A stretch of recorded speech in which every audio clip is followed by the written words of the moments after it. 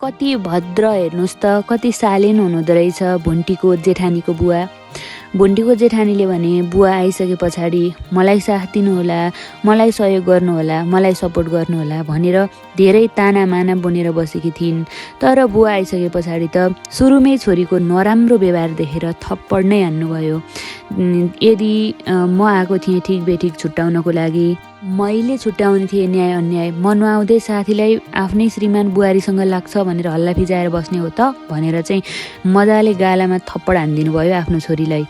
र बुवा भने छोरी जस्तो हुनुहुन्न रहेछ, उहाँले को ठिक को बेठिक के सही के गलत भनेर मजाले छुट्याउन सक्नुहुँदो रहेछ। यसरी घर टुटाउनु हुँदैन छोरी, घर मिलाउनु पर्छ, ज्वाइँ साहब राम्रो हुनुहुन्छ, राम्रोसँग जिन्दगी बित्छ भनेर नै मैले बिहे गरिदिएको हुँ। यदि तँ साँच्चै नै अन्यायमा परेकी छिस्, तँलाई गाह्रो परेको छ भने सबै कुराहरू नबुझिकन नबोल, सबै कुराहरू मलाई सुनाई लेखेर राख। त्यस पछाडि प्रमाणसहित भेटियो भने त म नै तँलाई यो घरमा राख्दिनँ। तर तैँले अहिले बुझ्नुपर्छ, अहिले चाहिँ के ठिक हो के बेठिक हो राम्रोसँग ध्यान दिनुपर्छ। यत्तिकै शङ्का गर्नु हुँदैन। देवर थलामा रहेछ, देउरानीले उसलाई नै स्याहार सुसार गरेर बस्दी रहेछिन्। अब आफ्नो कलेजोको टुक्रा भाइ बिरामी भएको बेलामा साथ दिनु भनेको के गलत हो त? तैँले पनि त तेरो दाजु भाइ बहिनीलाई सहयोग गर्छेस् होला त।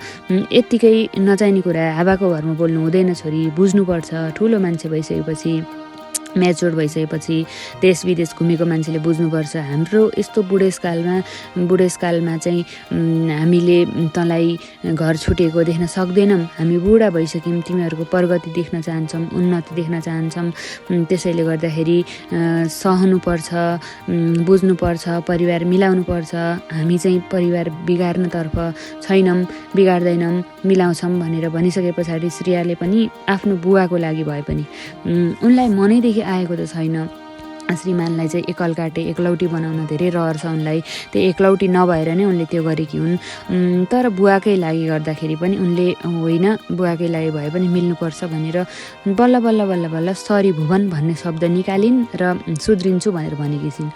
तर वास्तवमै श्रेया सुध्रिन्छन् जस्तो चाहिँ लाग्दैन, किन भन्दा उनले बुवाको लागि त्यति शब्दहरू भनिदिएकी हुन्। तर उनलाई भुन्टीसँग बसेको, भुन्टीलाई माया साथ सहयोग गरेको, भूपेन्द्रले सहयोग गरेको चाहिँ अलिकति पनि मनै परेको छैन, चित्तै बुझेको छैन। भुवनलाई चाहिँ एक्लै राख्न पाए, आफ्नो मात्रै कुरा सुन्ने बनाउन पाए चाहिँ खुसी हुन्थे भन्ने चाहिँ उनलाई लागेको छ। तर लागेर के गर्नु, कतैबाट पनि जताबाट पनि पेलिएपछि, जताबाट पनि तनावमा भइसकेपछि चाहिँ उनले ती कुराहरू सहन सकेकी छैनन्। थाहा छैन अब भोलिका दिनहरूमा उनको व्यवहार कस्तो हुन्छ, कस्तो व्यवहार देखाउँछन् भन्ने कुरा। तपाईँहरूलाई श्रेया कस्तो लाग्छ आफ्नो विचार कमेन्टमा लेख्न नबिर्सनुहोला।